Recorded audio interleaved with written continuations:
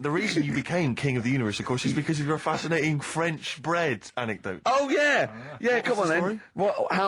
How did baguettes come about? If this is going to be someone cooked a loaf a bit wrong and said I can still make a sandwich out of it, I'm going to hit you. No. Go on then. Right, Napoleon, when he was at war and that with Russia. 1812. Yeah. Yeah, all his soldiers were like, you know, not used to the cold weather and that. So they said, take some clothes in your bag with you because it's going to be nippy out there. So they put all the clothes in the bag. Sure. Do what they were told. It's Napoleon, for Christ's sake. No room for any food. You're joking. So couldn't they make some sort of like sandwich? No, it wouldn't fit because of all the clothes. You had to take extra gear. Sure. So anyway, he said, I can see where this is going. I'll be honest. Is there a baguette-shaped gap left in their holdall? They thought, let's make some bread that you can fit down your trouser leg. What? That's not true! No, it's not! I read it in Euston train station. I was waiting to go back to Manchester. Where did you read What, scrawled on the wall in graffiti? Yeah. Do you know was it also meet me here for cock fun at 12 o'clock? The upper crust sandwich shop, Euston station. It's on the wall. What do you mean it's on the wall? Do you know it says, like, sail on at Dixon's, whatever? Yeah. Next to that, there was, like, a bit of information. Once you've read the stuff on Dixon's... Baguette information. There was a big thing about the history of the baguette. I read it and I thought, we got to make a sandwich we can spit down our trouser leg.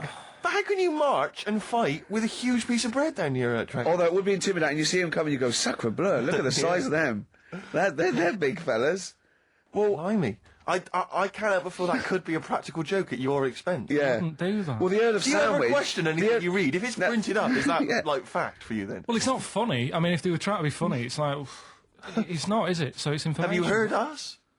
Things sometimes want to be funny when they're not. That's exactly what happened with the sandwich. The Earl of Sandwich wanted something he could fit down his pants. And it was those triangle cut sandwiches wrapped in cling film were perfect. You might be right. You might be right.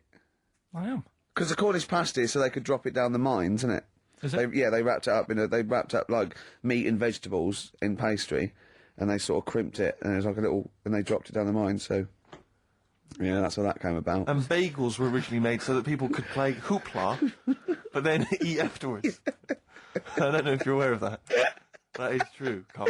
Well, anyway. Call my bluff. Is that true? Yeah. They're all true. They're all true. Really? Tell your kids that when you have them. Yeah. You know, if they're still alive in a million years.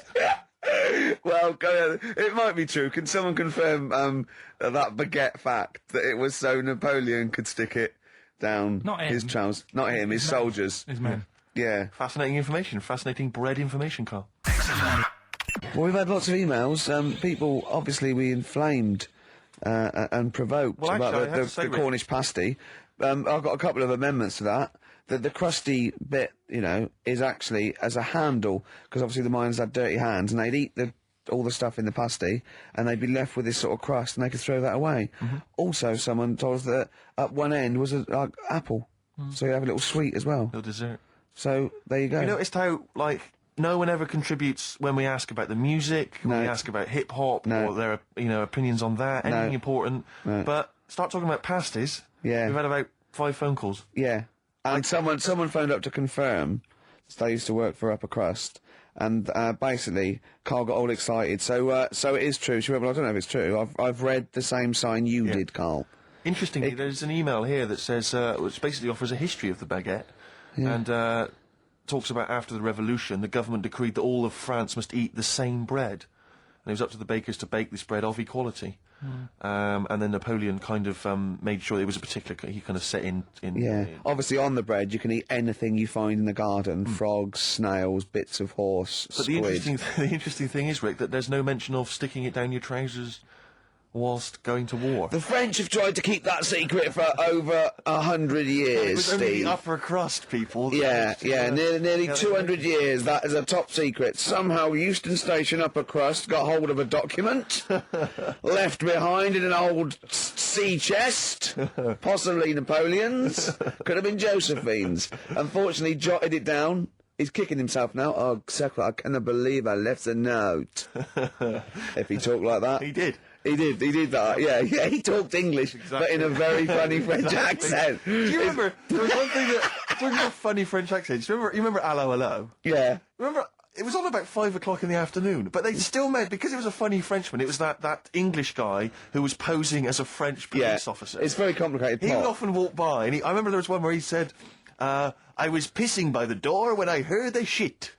Oh, yeah. Now, that's passing by the door. I'm allowed to say Passing that. by the door when I heard a shot. That's what he's saying. I'm allowed to say that at 2 o'clock because I'm just saying I'm talking in a French accent. Yeah. I was pissing by the door when I heard a shit. Yeah. That's fine. Yeah. Because I'm speaking French, Carl. Do you know what I mean? That's the rule. Do you know why people tink the glasses before they have a drink? Why they tink, the verb to tink. I do know that, Carl. Is it about poison? It is. Here we are. What, would it make a different noise? Oh. Brilliant. Go on, explain Why? it. You explain it, Steve. No, don't, Steve. You explain it, Carl. Come on. Oh, I've started, so I'll finish. Come on, Carl. Explain why they tink the glasses. Ages ago, Yeah. only people with money had drinking or something. That's like one of my film reviews. Years ago. Welcome to History Now. Now, ages ago, only people with money had drinking or something. Keep going, Carl. Keep going. Like spirit and stuff. So they'd it's like businessmen with money. It's easy for you to say. This is getting to be cruel, isn't it? This is amazing. Yeah, go on. Why Go did on. you open your mouth, Carl? What were you hoping was the best that could happen? Because you were trying to make me look stupid before with the planet, so Whereas you know... Yeah, go on, no, come on. Businessmen with money, I've got to drink, I'm ching.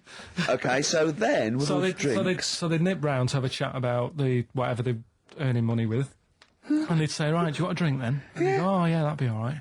So, rather than like, just pouring it out of a bottle into a glass and saying, there you go, it could be going, hang on a minute, it could be poisoning me ear and trying to like nick my business idea. Yeah. So what they'd do, it sort of pour a bit of his drink into the other person's glass and you get that tink noise, and that's like cheers, you know. No, Carl, I've just a slight amendment there. I think what it was you're absolutely right that they would then test each other's drinks to show that it wasn't poison. But over the years, that was reduced to just chinking the glasses by way of saying, let's not actually bother going through the whole rigmarole. They just did the chinking of the glasses. Yeah, as well, kind of symbolic way of saying it. yeah, that's good.